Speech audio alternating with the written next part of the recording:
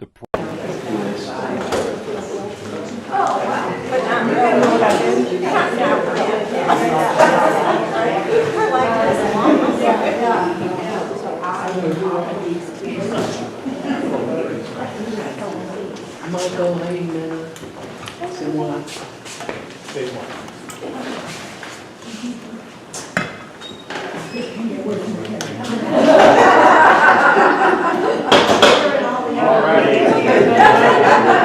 Hello, everyone, and welcome to the Arkansas Society of Freethinkers monthly meeting.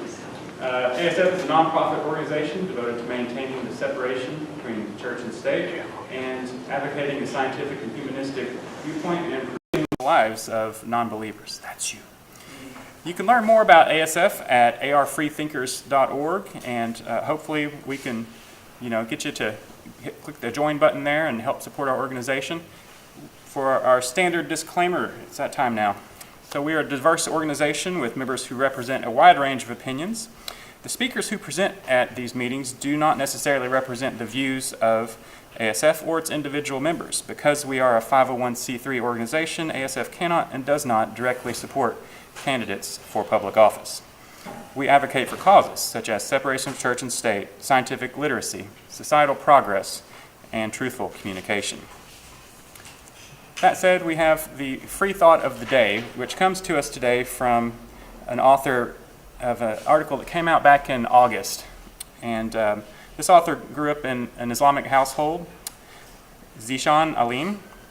And Mr. Alim was advocating for a more communal atheism, a less sniping at people over the internet. And here's what Mr. Alim has to say. My belief is that an energetic, organized atheist movement, which I propose calling communitarian atheism, would provide an effective way to guard against the twin crises of intensifying religious extremism on one end and the atomizing social consequences of purging conventional religiosity on the other. Ultimately, it's not enough for atheists today to define themselves through opposition to religious outreach. Atheists excel at critiquing religion and should continue to do so respectfully, but we flounder when it comes to thinking about how to meet human needs that are rarely supported by systems of secular life. Religion seeks to answer why we exist and what ethical and societal obligations attend existence, and creates rich, evocative institutions and rituals around these questions. Atheists need to do this too, not just view their lives as defined in negative terms by the absence of gods, but in positive terms about the world as we believe it exists. And for an update on current events, the Surgeon General has declared loneliness to be an emergency, because that's going to that's going to harm a lot of people, and we take that for granted. Next up, we have, is Byrne Bradley here yet? I believe not yet? Okay. Well, then we will zoom straight to our main speaker of today. Today's main speaker is Sarah Everett with the ACLU, who's going to update us on the damage done by our elected representatives this last season.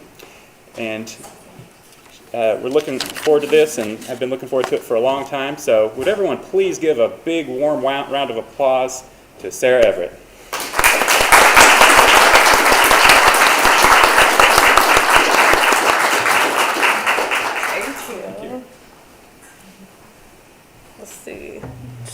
Get myself situated here. Y'all techies back there, let me know if I need to do anything with this. Okay. And everyone in the audience, if I'm too quiet. Thank you. I didn't think about the fact that everything I do on my computer is dependent on the internet. I can do that. Okay, well, I'll just start while I'm doing this. I'm Sarah Everett. I'm the policy director at the ACLU of Arkansas, and I hate public speaking, so I'm very excited to be here. I really am, though. Actually, I was a Harding student several years ago when I realized that I was gay and that I was not so religious anymore.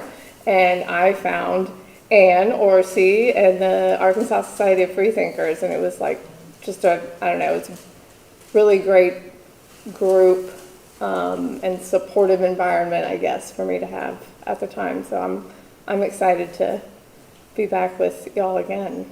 And terrible at doing multiple things at once.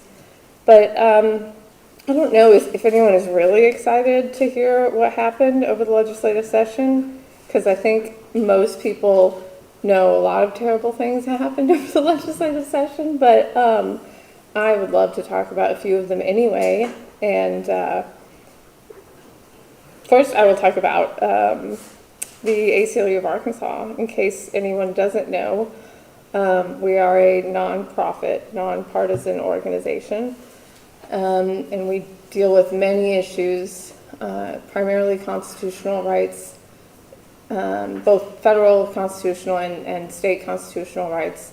First Amendment free speech, freedom of religion, freedom of assembly, equal protection.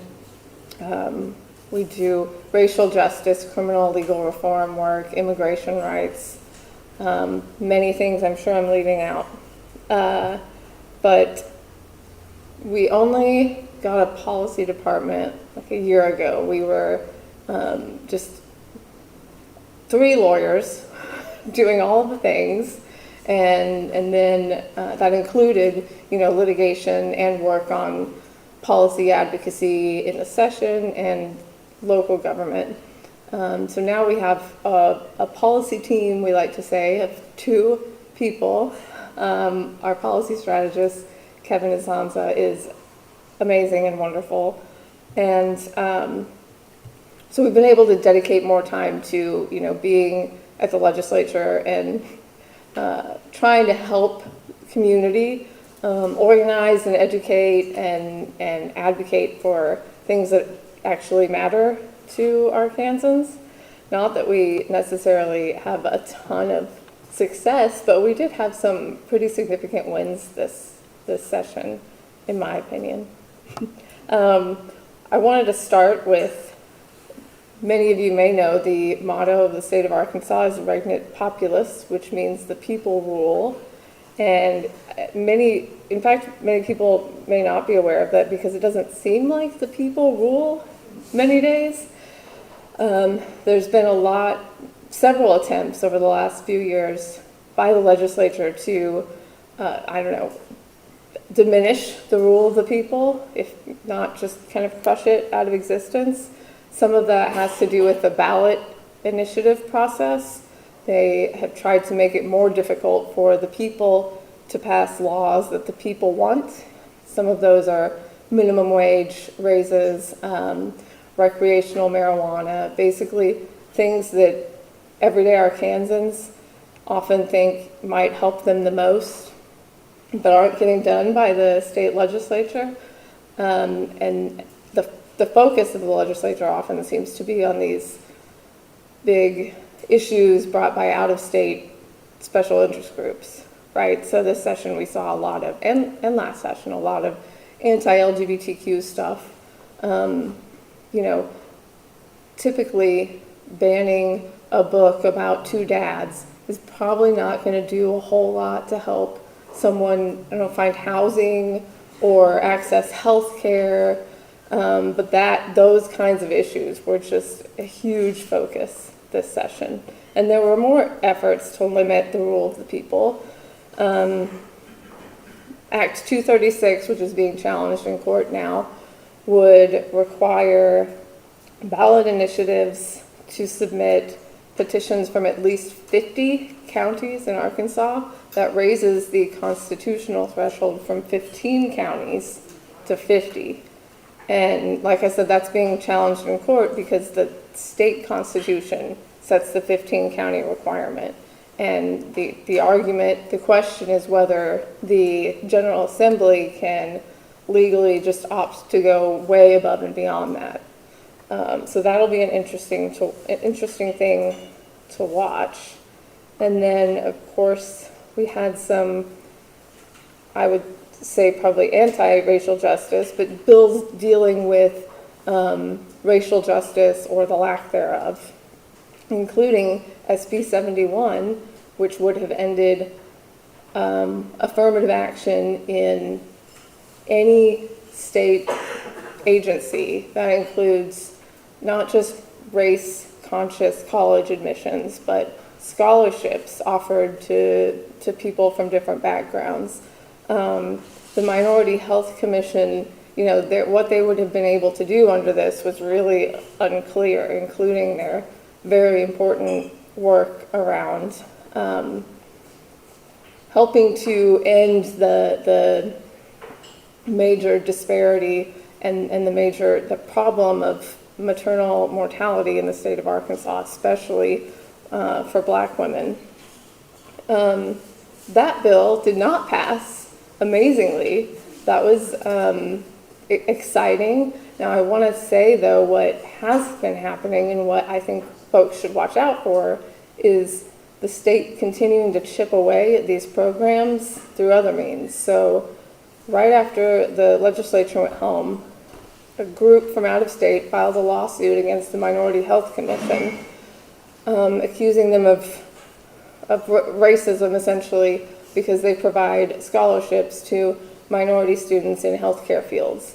And less than a month later, the state settled that lawsuit with the Health Commission agreeing to stop those scholarships. So, they've successfully ended scholarships for minority students in healthcare fields, which is just, again, kind of mind-blowing.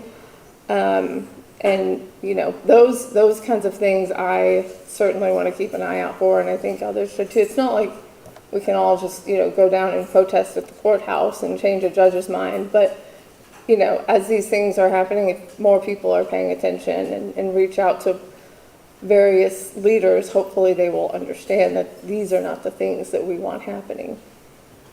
There were a couple of other things. One kind of went under the radar a little bit, was Act 424, which repealed some requirements to protect against racial discrimination in school board elections. And of course, my mind is blanking at the moment. But there were certain requirements for school board elections in school districts where there was a certain percentage of Black population. Of course, Arkansas, like many other states, has a long history of racism and segregation in education, among other things. And so there were these small things that we did. Some of them were court-ordered, but to try to address problems like that. And the legislature repealed some of those requirements this session. There was a bill, it's now an Act 511, to prohibit a school from requiring an employee to complete or participate in implicit bias training. So all right, I have to tell you, one way I guess I process and deal with things I think are ridiculous is by sarcasm. Maybe not the most effective tool, but I like to think the free thinkers, I don't know. I feel like it's a good audience for it, but so one of my favorite things about this bill is that it actually allows a teacher to walk out of any training where they think there is implicit bias being discussed. So it doesn't have to be objectively anything related to implicit bias. If a teacher or school staff member thinks this sounds like it's getting a little too close to that woke stuff, they can just leave and can't be subject to any retaliation by the school or the school district. And I mean, I guess I will also say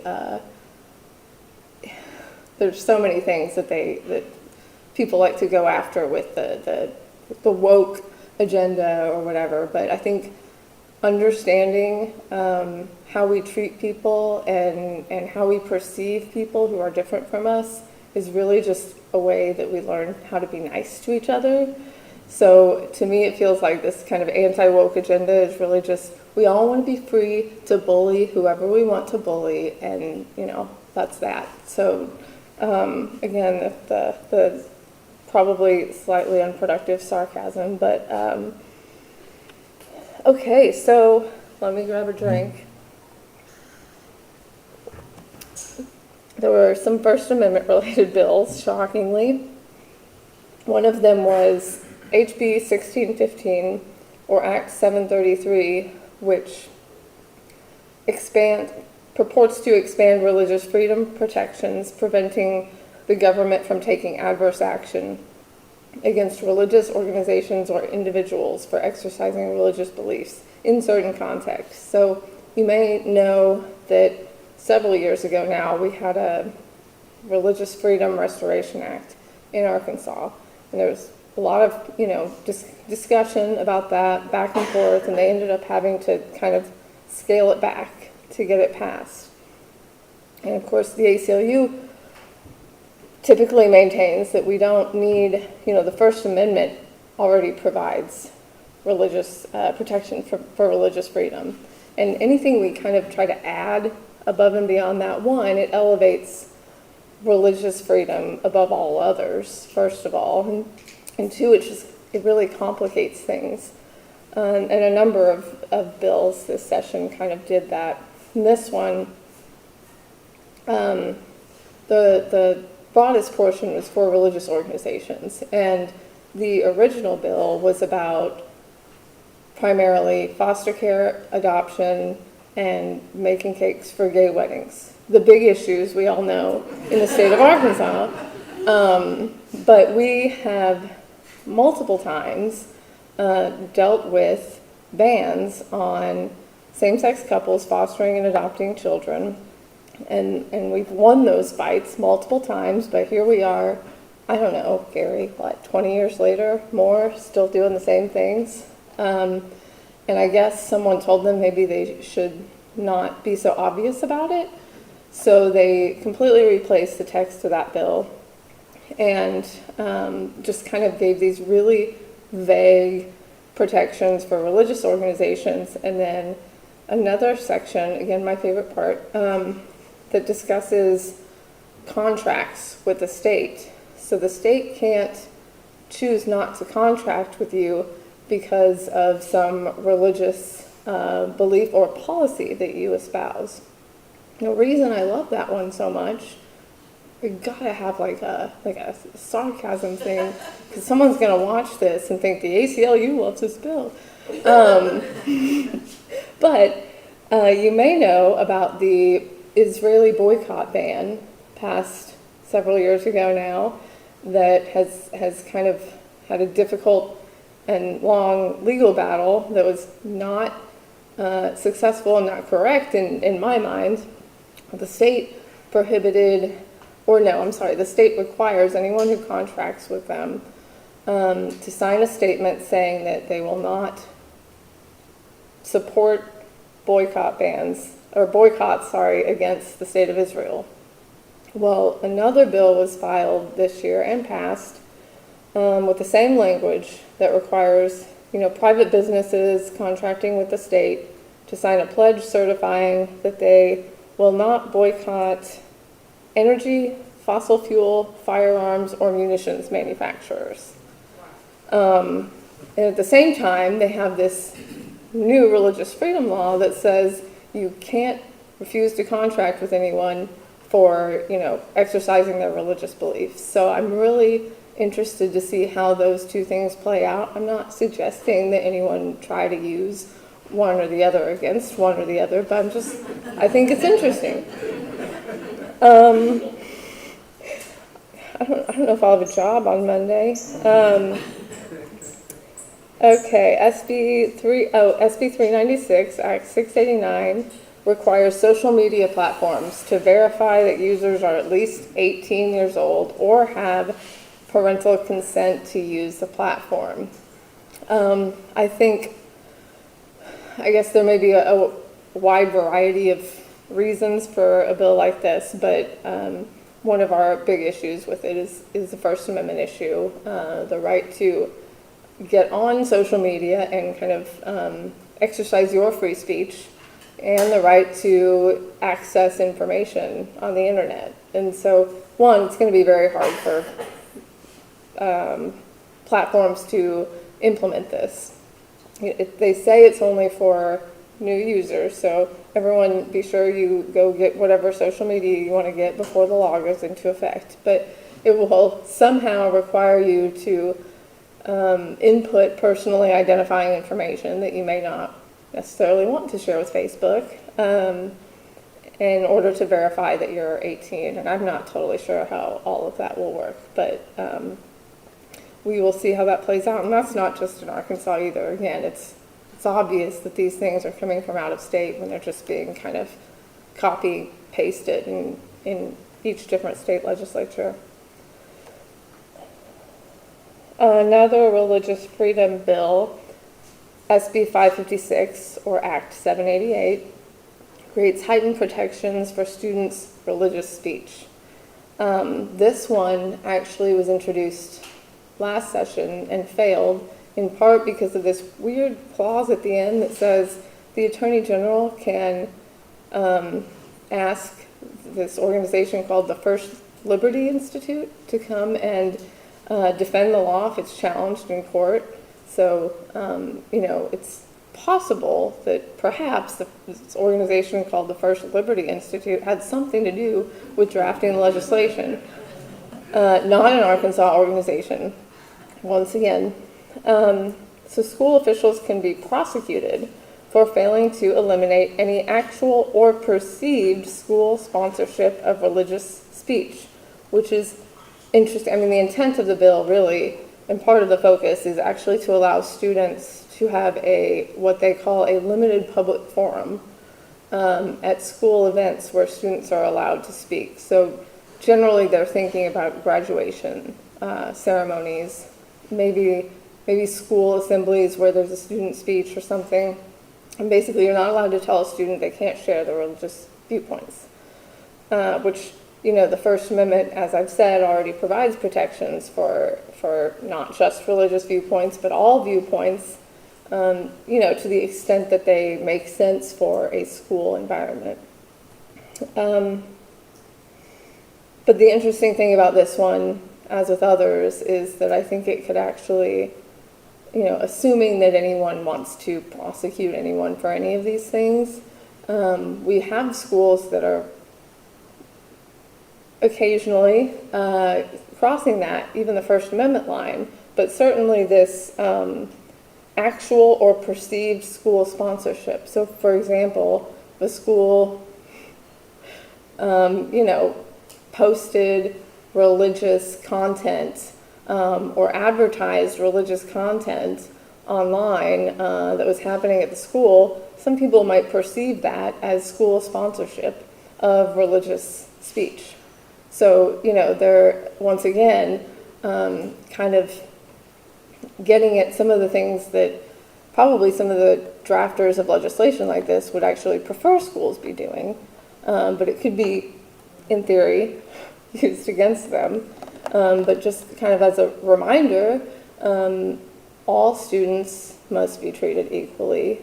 We do still have a constitution that trumps state law, so kids have a right to speak about gender identity and sexual orientation just as much as they do about any religious viewpoint. Another First Amendment / schools bill that came out of this session you may know about, SB 81, now Act 372, subjects librarians and school employees to prosecution for the content in their collections. And we all know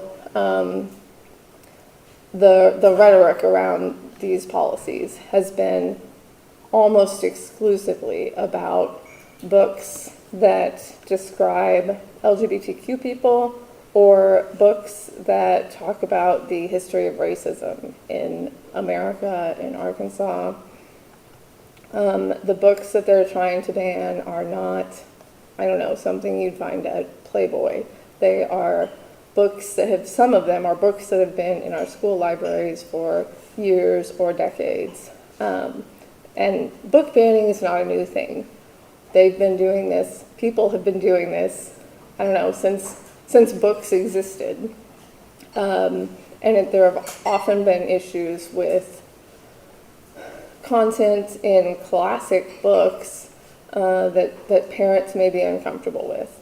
But this wave that we've seen has been pretty significant, and it has been almost exclusively focused on those issues. So it's really not about protecting kids from things that are actually harmful. It's protecting kids from viewpoints that certain groups don't like. And that's not how education works. It's certainly not how the First Amendment works. So we will see how that plays out, possibly in various avenues. Relatedly, there are a number of anti-LGBTQ bills, mostly anti-trans bills, again, this session, after, so far, losing in court on the gender-affirming healthcare ban. They doubled down this session and passed Act 542, which prohibits public school employees from affirming trans students' gender identities without parental consent. It also prohibits schools from requiring employees to use trans students and colleagues' correct names and pronouns. So they framed this, interestingly, as a free speech bill. It's supposed to protect the speech of people who don't want to have to use a different pronoun or a different name with a student. So someone who just really believes that, I guess they get to decide what a person's gender is, they get to use, continue to use what I would call the wrong pronouns or the wrong names for those students. Students who, by the way, are already extremely vulnerable and subject to bullying, harassment, and depression, anxiety, and worse. But ironically, I guess, the bill claims to protect the First Amendment rights of a certain very specific viewpoint while limiting the First Amendment rights of teachers who want to affirm students' gender identity. So teachers are not allowed, will be not allowed now to use any name that is not the child's legal name or a derivative of the child's legal name. And they can be sued if they fail to comply with that. That was the other thing that was also discussed, was we're protecting teachers from being sued or punished because they are not affirming a child's gender identity. Well, this bill actually subjects all teachers to possible litigation for failing to, follow one side or the other of the law. And the First Amendment, free speech, you cannot regulate viewpoints or restrict viewpoint-based speech, and this bill obviously does that. I don't see families here necessarily, but I do want people to know that I would love to hear from you if you're experiencing issues with this in your school. I know schools are already starting to adopt these policies, which they're required to do under state law, so we shouldn't be necessarily surprised by that. But if you're experiencing bullying or feel like your constitutional rights are being violated, then please reach out. By the way, my email address is Sarah, SARAH, at ACLUarkansas.org. And I'm happy to get with anyone afterwards if they want to know, if they need to hear that again. Okay, and now HB 1156. I say a lot, y'all. Act 317 requires students in public schools to use restrooms and locker rooms according to their sex assigned at birth, and on overnight trips, room with people of the same sex assigned at birth. This is a bathroom bill, as many frame it. They've tried to pass this bill for years and years now, and finally succeeded in, requiring some students to use bathrooms that do not match what they look like, do not match how they identify, and in some cases don't match what their peers are telling them they're supposed to be doing. One 10, 11-year-old, I think her mother actually told me about this, but she is trans, and she recalled trying to use, she's a trans girl, so she was assigned male at birth, trying to use the boys' bathroom at school because that was the bathroom she'd always used, but she was starting to, present as a girl. And all of the boys in her class were like, "What are you doing? You don't belong in here." So she was supposed to be, in their minds, using the girls' bathroom, which is now against the law. And, they're kind of, my take is that trans people, especially for some reason trans kids, maybe just because they're really easy to pick on, unfortunately, are kind of like the big power grab the last few years. It's these anything people can do to hold on to power, they will fearmonger about. So they've made this boogeyman out of people who are, one, just trying to mind their own business and live their own lives, but most of whom are incredible, wonderful humans. Anyway, so they've done a lot of these things. They try to ban gender-affirming care. They're trying to restrict bathroom use. They're trying to restrict what pronouns and name a person can use. None of this really sounds like the kind of individual freedom or small government that we're used to hearing about from certain, sides of the political spectrum. But it is, unfortunately, has been a pretty successful ploy at hanging on to power. So, as I said before, it's not something that addresses any need in Arkansas. In fact, there are specific incidents in Arkansas schools where boys, cisgender boys in the boys' locker room assaulted other boys, which, they learned from other people. And that has not been addressed by the legislature. It has hardly been addressed by local authorities in those districts. And this, of course, does nothing to address the one thing we actually know has happened in the state.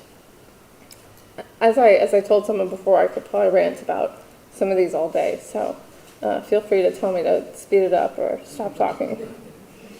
Another bathroom bill that didn't pass, wait, I'm sorry, let me rephrase that. SB 270, okay, originally would have criminalized trans people, trans adults, for using the bathroom of the opposite sex assigned at birth. So a trans woman would have been forced to use the men's bathroom and locker room, by the way. Trans man would have been forced to use the women's bathroom, locker room, etc. This was eventually amended to add language that made it only apply if someone was doing this for the purpose of sexual gratification. So,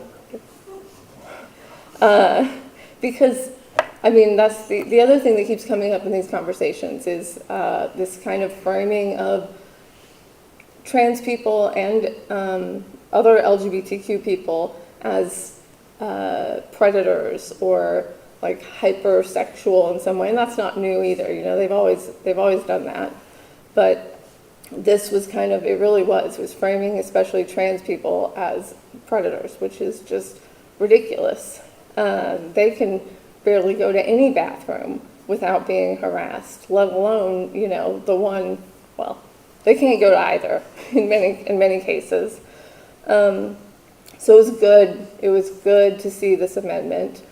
No trans person I know has ever gone into any bathroom or chosen gender of a bathroom for the purpose of sexual gratification. So that does not mean that no one's going to be harassed for going to the bathroom, because that's already happening, but this law does not allow that. Again, you know, if you're having trouble with things like this, if people are being criminalized for being trans, which we know they are, please reach out. Oh yes, Act 274 provides a new medical malpractice claim for minors who were treated with gender-affirming care and who believed that they were harmed because of it. Essentially, what they've done is create a cause of action for regret. So most of the time, you go to the doctor and there's always risks with medical procedures, right? But you have a knee surgery and, you know, 3 years later, you're like, this was a terrible idea. You know, my knee's shot and I spent so much money. I don't know anything about knee surgery, y'all, but, you know, any medical procedure can come with regret. And typically you have 2 years to file a medical malpractice claim.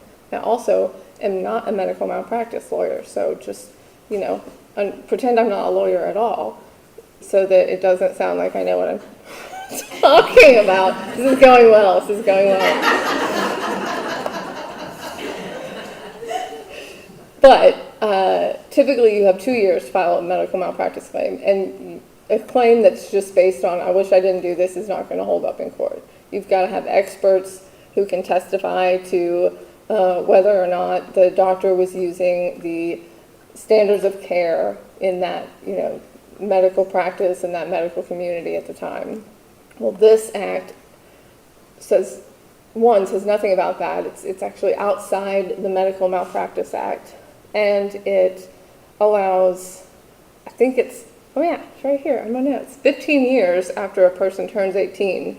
That's how long they have to decide they didn't want that treatment. And in this case, it's if you have suffered any damage, including psychological damage, emotional damage, and of course, you know, the physical damage, you, in theory, can bring this claim. Fortunately, the true rate of regret for gender-affirming care, even for minors, is exceedingly low, far lower than things like knee surgery or treatment for prostate cancer. I mean, just kind of shockingly so. The comparisons are fascinating for anyone who wants to, you know, do some Googling after this. It's legit way to research. But you, instead of the 2 years, you have 15 years after you turn 18, and a parent can bring the suit on behalf of the minor too. So I think the intent of this bill was to, one, scare doctors into not treating kids anymore, and to scare malpractice insurers into not providing coverage. So far, care has not been affected in Arkansas, and I think one thing maybe people weren't necessarily thinking about was that doctors, by walking into their clinic, are constantly at risk of malpractice claims. So especially our doctors who provide this care, you're going to let me rephrase that.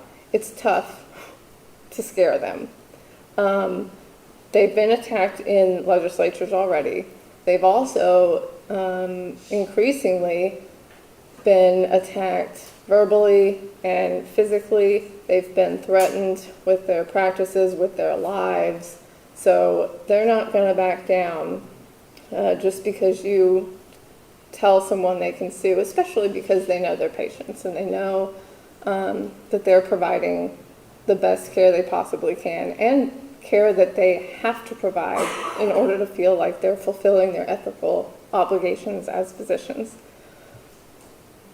I don't know, how long do I have? Have I been talking too long? Well, I was going to talk briefly about the criminal legal system bill, Act 659, I believe. It's a big bill, about as long as the Learns Act, if you saw that, 100 and something pages, included extensions of time served essentially before you're eligible for parole. And this is a complicated thing, criminal legal reform, and figuring out exactly what will keep people safe and what will help people not commit crimes anymore. It's not easy. The problem is what we do is look for easy fixes, like just throw them in jail and then they can't hurt anybody. And that's kind of been the attitude for a long time. And in some cases people say, this is the only way, this is how we have to do it. But we know that prison doesn't make people better, especially the way prisons are handled, I guess, and maintained in Arkansas and in the U.S. The U.S. has one of the highest incarceration rates in the world. Arkansas has one of the highest incarceration rates in the world. And yet, they will say that to address any perceived rise in crime, we have to put more people in prison. Well, it's obviously not working. But beyond that, anyone who studies psychology, sociology, knows that you don't change people's thoughts, minds, behavior by treating them like garbage. I know that's kind of like, that's how some of us were raised. Like you beat a kid enough, they'll do the right thing. And I know there's still this, it's almost like that attitude has carried over into, I don't know, maybe it carries over both ways, but that's just not how people work. There is a reason for every crime that's committed, and not an excuse. Doesn't mean that it's okay, but if you don't figure out the reason, then you can't address the problem. Are people stealing because they're hungry? Are they stealing because they're bored? Are they stealing because they have a mental illness that hasn't been treated? These are things we have to address in order to really address public safety. And this bill was this big kind of promise that is destined to fail. Quote me on that. You just can't keep people. This is the other thing they'll say, that you lock people up long enough, well then they can't commit crimes while they're locked up. But what you're doing is you're breaking up families, you're breaking up communities, you're causing rises in poverty for those communities that you're imprisoning. And of course, we already have unequal access to education, healthcare, affordable housing. These are the things we need to be addressing if we really want our communities to be safer and more productive. So, the other one good thing that came out of the session, little thing, was Act 38, which requires the House and Senate Judiciary Committees to study the assessment and collection of court fines and fees and court funding to, my hope is, determine that, hey, maybe we should actually fund the courts instead of trying to charge poor people crazy amounts of money to pay for the court that they shouldn't necessarily be in to begin with. So that's how the system works now, is fines and fees essentially cover, or are supposed to cover, most of what our court system does. It turns out that fines and fees are also not the most effective way to deter crime, small crime, and it's incredibly unequal too. You charge Alice Walton with speeding and give her a $500 ticket. That's like, okay, she wouldn't even notice. But average Arkansans even that's a much bigger chunk of change. And then people who are already struggling to feed their kids, keep a job, pay for daycare, health care, that's devastating. And then often what happens is they don't show up in court because they know they can't pay and they're afraid they're going to go to jail, which, by the way, is unconstitutional. You can't jail someone for being too poor to pay, but some people do. So it's just this cycle, then they get failure to appear charge, failure to pay charge, and it just piles up. They lose their driver's licenses because in order to incentivize someone to come to court and pay their bills, we're going to make it illegal for them to drive to work. That makes so much sense. Anyway, another issue I could talk about all day. Affordable housing was another issue that was attacked, essentially. They passed a bill that would require 20 hours a week of work for able-bodied Arkansans, similar to the Medicaid work requirement that was passed and overturned. They want to require people to work 20 hours a week in order to qualify for public housing benefits. And, it's sometimes hard to understand why not? Why can't someone just go work 20 hours a week? That's not even that much. But one, not everyone, there's usually a reason someone's not working. One, you get a full-time job at minimum wage, you can't pay for daycare on that, let alone rent, food, health care. So, getting a job actually sets you back in that case if you don't have help paying for all of those things. And, other issues are mental health care. If someone has a mental illness that, they look like they're perfectly capable of working, but you don't know what the cycle looks like, especially if they can't afford good treatment. They may not be able to hold down a job.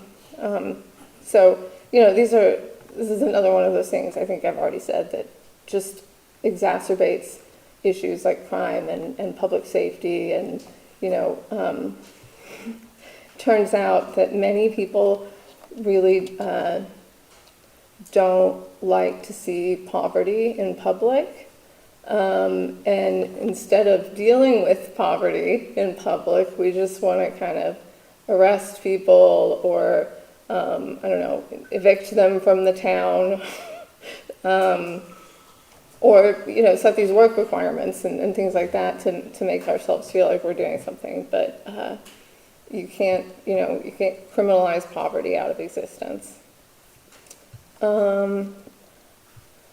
I am not going to talk about the LEARNS Act extensively because there are people far more qualified and knowledgeable than I am to do so, but I'm happy to, discuss later if you want to. But in case you didn't know, we also passed a school voucher bill to provide state funding for kids to go to private schools, including, any private school. There are some limitations, but it's really like, are you trying to get accredited is the baseline. So, Aunt Laura's Christian homeschool that just started last week, if you didn't know about it, could potentially get state money in a couple of years to educate the 6 cousins that she's teaching in her private school. Another thing it does, which is good, is raises the minimum teacher salary to $50,000. I don't know where they came up with that idea, but I think I heard some other people talking about that before the LEARNS Act was introduced. And the problem school districts are running into is that it bumps everyone up to $50,000 who is not there yet, but everyone who is already there only gets $2,000, and that's like a one-time thing. So who knows what happens next year? It'll be fun to see. And then it does, some of the same things when it comes to teaching critical race theory, which please, I anytime someone complains about critical race theory, ask them what it means, because they have no idea. Probably what they think it means is like teaching white people to feel bad about themselves, which is not remotely what it is. And then teaching regarding sexual reproduction, sexual orientation, and gender identity prior to the 5th grade. Really curious to see how we did like classes about puberty when I was in 4th and 5th grade, and I don't know, it was helpful to me. My mom wasn't going to talk. I hope my mom won't watch this, let's be honest.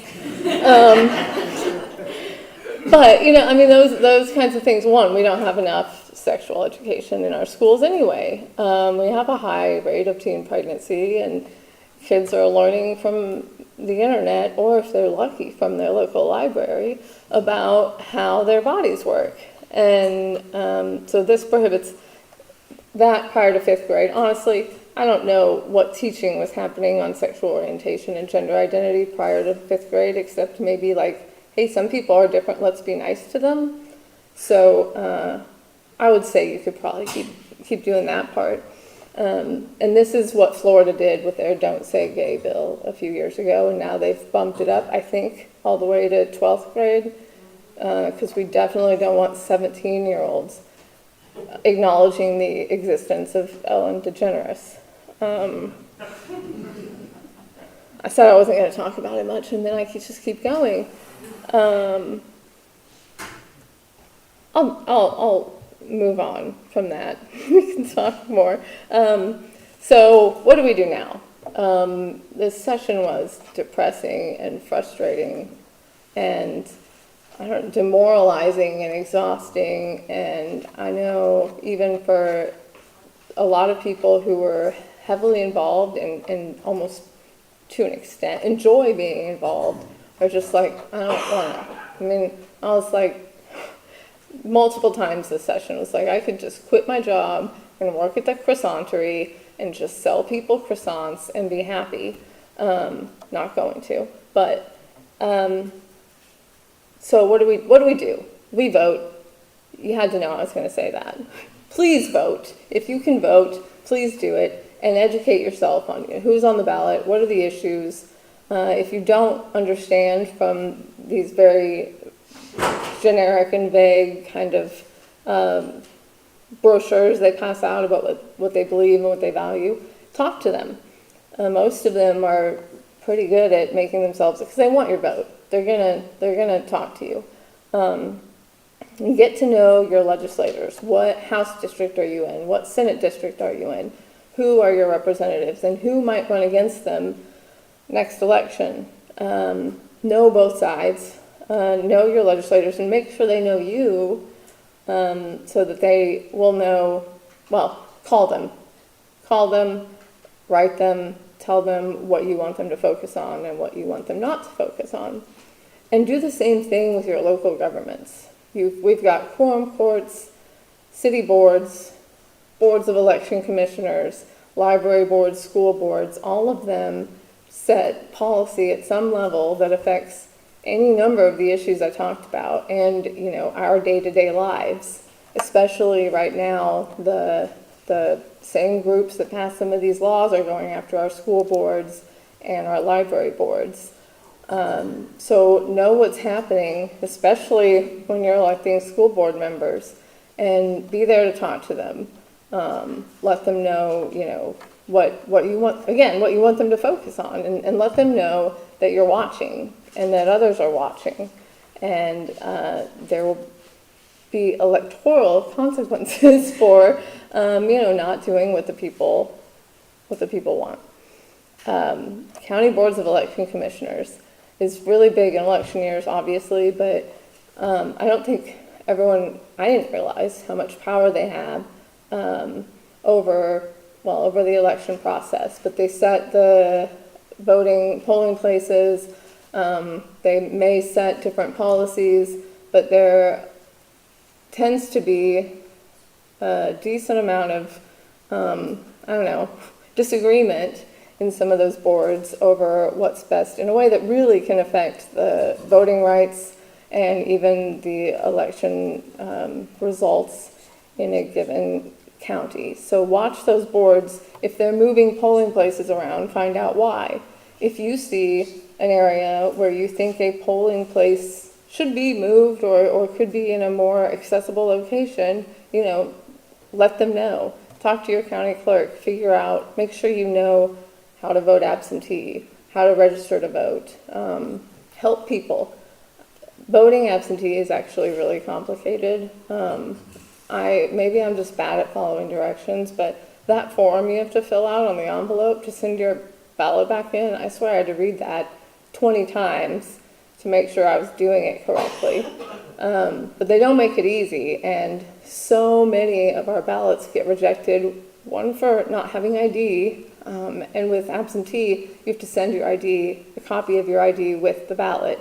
So many were discounted because of that, or even because the person didn't sign the right box, or they didn't put the right date of birth, or they didn't fill out their address, and then their vote didn't count. And I don't think people realize that either. So,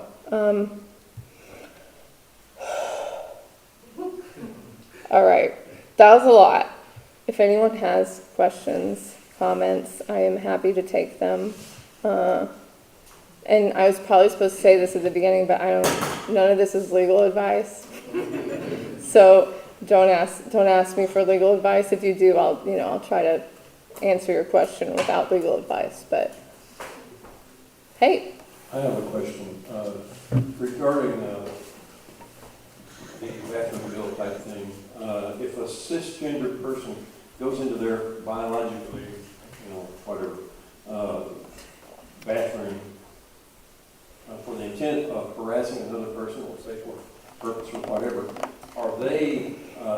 can that go back on them as well? I mean, could this be a good bill in a certain way that it will help protect those people? Yeah, so here's how you know they don't actually care about protecting anyone from anything. They did not prohibit me, for example. I was assigned female at birth. If I should not have made myself the example. If I go into a women's bathroom for the purpose of sexual gratification, it is, without further action, not against the law. Obviously, if I go in there and harm someone, it doesn't matter where you are, that's always been illegal. So the bill was unnecessary in that respect, and it's discriminatory and obviously, not what they say it is, because, it only applies really to trans people. Yeah. Can 504s and IEPs be worked around, or does this prohibit that from protecting, like if you have a child that has an individual educational plan and a 504, which have more federal level protections, can those be written in to at least have use of like the nurse's bathroom, or will schools be able to refuse that? And I should add, they do have you have to provide an accommodation if a person doesn't want to use boys or girls restrooms.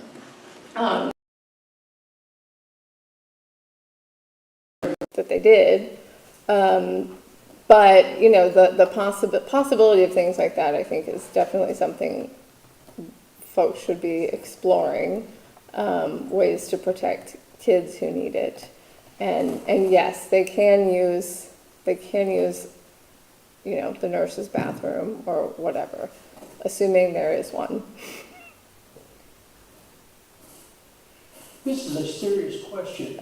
Good. Has anyone done any research on why so many of these Christian politicians think of waste elimination in a public toilet as being a sexual experience? I have heard many people with better, rhetoric than I discuss this issue specifically. Why do you care where I pee? Or even better, tell me where you want me to pee, and I'll just do it, okay? But yeah, no, that is an interesting, not just where people use the bathroom, but there was far more discussion than I ever wanted to hear from especially specific members of this legislature about people's genitals. None of your business. Absolutely none of your business. And in any other context, I mean, it is sexual harassment. Certainly in any other context, you would have had serious consequences, at least in your job.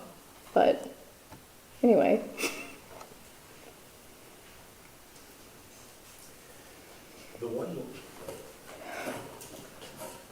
I think the one law that the legislature cannot repeal is the law of unintended consequences. Yes!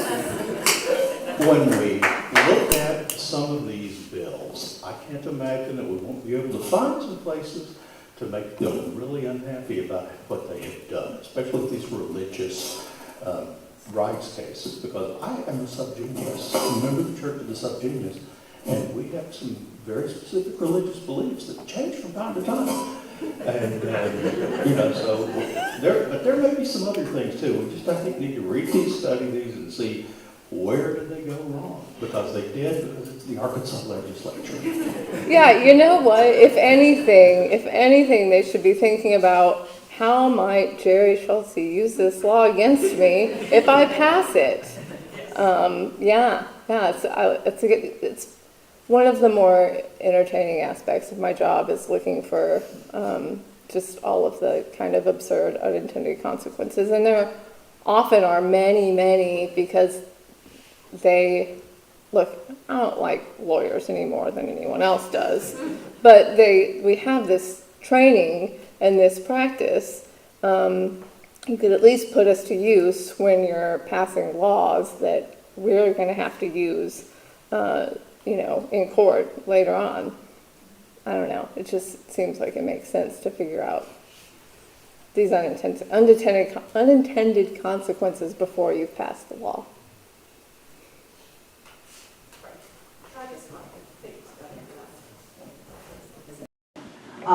I wonder of all these laws, how many are already going to court, or if any of them are they already on, and where's the ACLU stand on that, and who are the co-plaintiffs with you guys?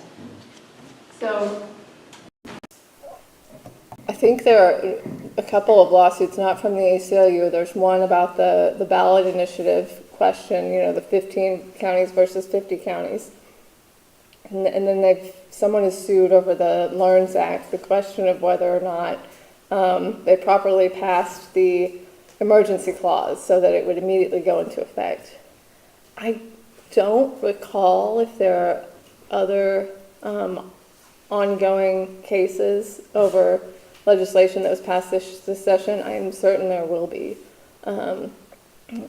We've heard some discussion about a couple of other statutes. I'll refer any questions about ACLU litigation to our legal director, Gary, sitting right there in the middle of the crowd. So feel free to ask him all those questions after this. Anyone else?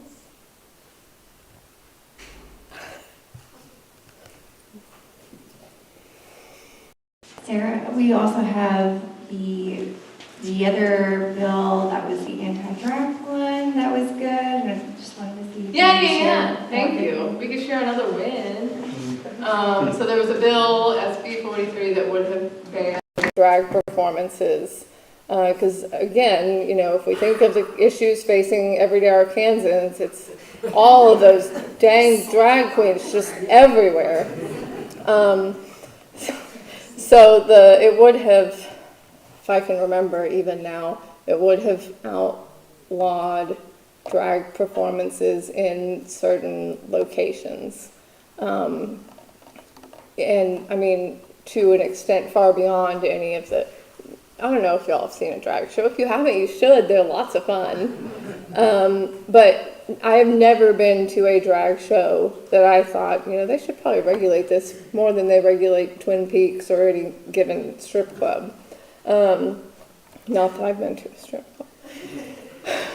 But, it was ridiculous. It was way over the top. And no drag show, really most drag shows I've ever been to I've seen far less, even remotely close to nudity or, I don't know, sexual anything than I see when I go to the lake in Heber or I don't know, on TV any night, certainly.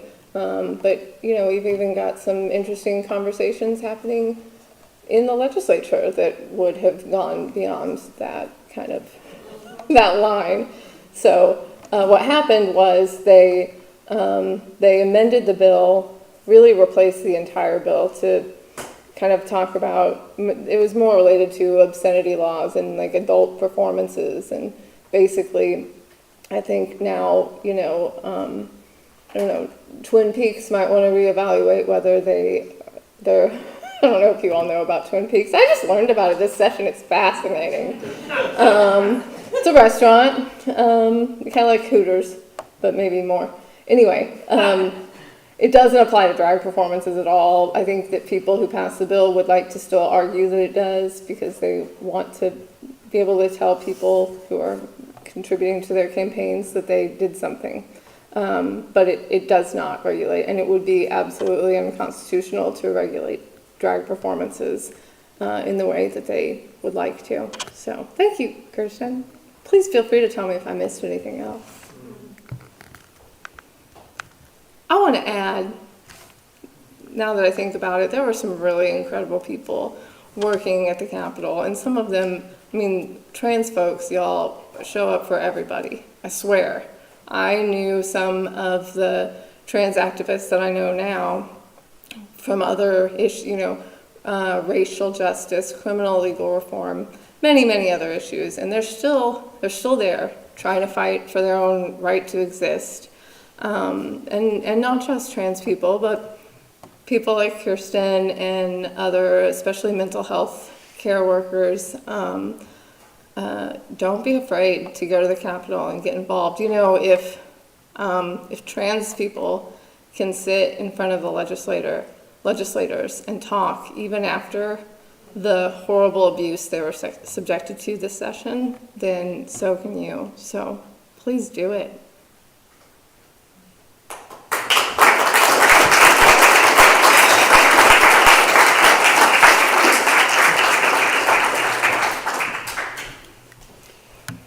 Great job, Sarah. Next up on our agenda, we have the Skeptical Sidebar, which will be by Byrne Bradley. He was a little late earlier, but I'll tell you why after Skeptical Sidebar. Let's everybody give a warm welcome to Byrne.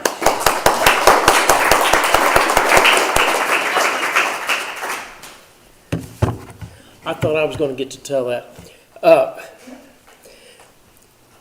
I did this Skeptical Sidebar back in COVID times, and I don't think a lot of people got to hear it because of internet problems. In the summer before Arkansas became a state, 1835, there was a newly hired editor at a newspaper called the New York Sun, and he was desperately looking for a way to make his paper more popular. At that time, a newspaper was a giant sheet of paper printed on both sides and folded twice, and it cost a penny. Boys came and got them, and they sold them for a penny, boys on the street. And he stumbled onto this idea of taking stories that he was getting mailed to him by the Royal Astronomical Society in Scotland. William Herschel had been Sir William Herschel had been a great astronomer, had mapped all the stars in the northern hemisphere. His son, who had set designs on becoming a priest, ended up going into the family business anyway, but was going to do the opposite of his father, and he took telescopes and a crew and went to the Cape of Good Hope in South Africa and was mapping the southern skies, two different sets of stars. So Richard Adams Locke was taking these stories that he was getting from the Royal Astronomical Society and publishing them in his paper. Problem was, there was no Royal Astronomical Society in Scotland. He was making it all up. And it started easily with Sir John Herschel seeing vegetation on the moon, then seeing water on the moon, And then his next great discovery was that there were beavers that walked upright like people. And then some week or so after that, the great discovery was announced that there were actually flying man-bats on the moon. Now, within 2 weeks of the flying man-bats being discovered, a minister in New York started raising money to send Bibles to the moon. And his comment was, they're obviously not humans, but they're God's children anyway, and they need to know about Jesus. Richard Adams Locke, it's a fascinating story, and it all has to do with newspapers competing with one another. And even as he was continuing to write these himself and put them in the newspaper and claim they were coming from originally South Africa, going to Scotland, and then coming to him in America, in New York City. Even as he was doing this, other papers were changing small parts of the story and just reprinting what he wrote, claiming that they also had a deal with the Royal Astronomical Society in Scotland. And the man-bats didn't wear clothing. And while it was never stated, it was implied that they were fornicating out in the open air around these giant lakes that he had discovered. Richard Adams Locke never got to finish exactly what he started. All of this really did happen. All of it happened, except that all the stories were made up. And in letters found after he died, it turned out he was trying to do satire and was trying to tell people, if you didn't already believe all the stuff they're teaching you from the pulpits, you would never have started to believe any of the stuff that I wrote in these articles. And he never quite got to do that in the newspaper. But if you're interested in this, it's a wonderful book. I first discovered it as an audio book and then bought the printing copy. The book is by Matthew Goodman, and the title of it is The Sun and the Moon. The Sun was the newspaper. The subtitle is The Remarkable True Account of Hoaxers, Showmen, Dueling Journalists, and Lunar Man-Bats in 19th century New York City. And there are a number of famous historical people that come into this. And it's just an amazing story. And as I listened to it, I thought, he's making most of this up. This can't be true. And I'm checking, he's going, no, this is from the history section. But you will enjoy this. It's The Sun and the Moon.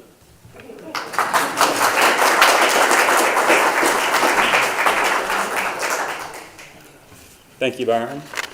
And just so you know where our speakers come from, it's you.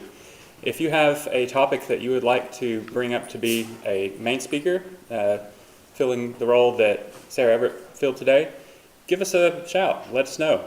If you have a field of expertise you'd like to share, something like that.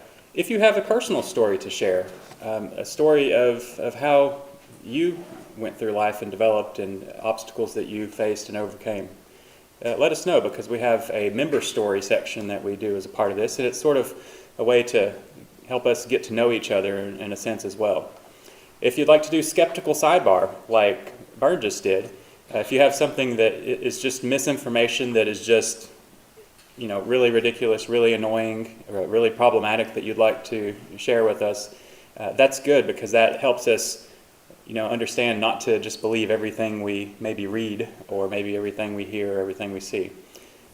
And so all those roles are available, and if you'd like to give it a shot, let us know. Of course, Sarah's damage report, I feel like Captain Kirk, damage report. I mean, that's devastating. Wow. That's a lot. But, if you're feeling frustrated, if you're feeling powerless, if you're feeling like those folks at the Capitol are not listening to you, do something different. Stop doing what you were doing in the past and do something different. Is it important to vote? Yes, every single election. If the people running aren't clear about what they stand for, ask them. Is it important to donate? Yes. Help out the people who are working towards your values. But there's a missing element that I think a lot of us aren't so keen on, and it's the way that every bit of progress throughout history has happened. From the LGBTQ plus movement that has made lots of progress over the past decades, the civil rights movement, the labor movement, child labor movement, women's suffrage, abolitionism, back to the American Revolution. It all started out with groups of friends meeting together, forming a community. That's the missing element.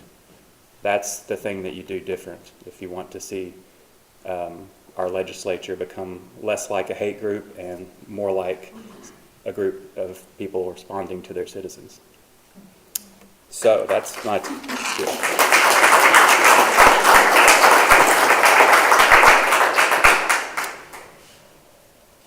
How do you action that?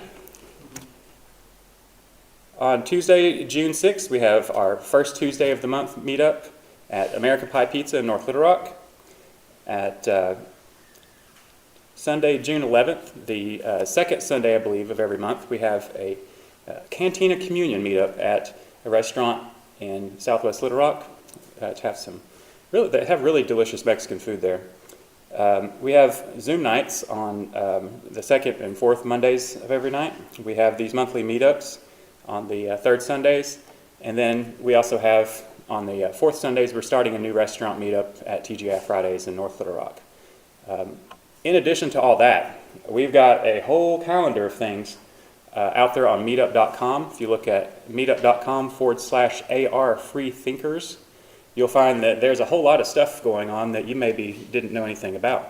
I have the app on my phone, and that way I can just quickly check what's going on, keep up with things as they're posted or if they're canceled. And we have a lot going on that you can get involved and become that community, become the third leg of the stool, voting, donating, and being part of a community of people. And also that's the part that makes your life a little more entertaining.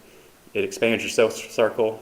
The Surgeon General has just declared loneliness to be an epidemic, so do what you can to prevent yourself from falling victim to those things. If you'd like to help us out, we always have room for people. We need skill sets from graphic design, websites, law, a number of other fields. Probably if you do anything that anybody's willing to pay you for, those skills can translate to helping out the Arkansas Society of Freethinkers. And with all that said, the reason Bern Bradley was late today for Skeptical Sidebar is because he was getting cookies for all of y'all, and they're in the back. So stick around and grab a name tag if you don't already have one, and get to know somebody that you didn't know before. Thank you very much.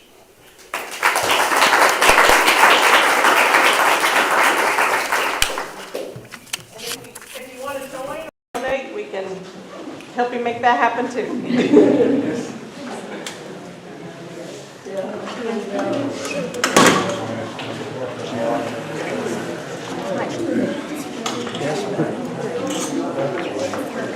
Society of Freethinkers, check us out online at arfreethinkers.org. You can also find us on Meetup, Facebook, and on YouTube. At Arkansas Society of Freethinkers, people are accepted as human beings and are never threatened with eternal damnation. In a nutshell, a freethinker believes there are no imaginary gods whose dogma is sent to control the human race. Rather, we are all human beings responsible for our own actions and our own future. Check us out at any of the following online locations. Send us an email and let's talk. Or go to Meetup and join us at any of our regularly scheduled events. Let's get together and hope to see you soon.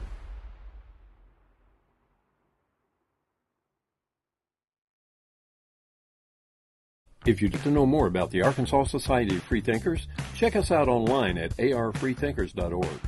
You can also find us on Meetup, Facebook, and on YouTube. At Arkansas Society of Freethinkers, people are accepted as human beings and are never threatened with eternal damnation.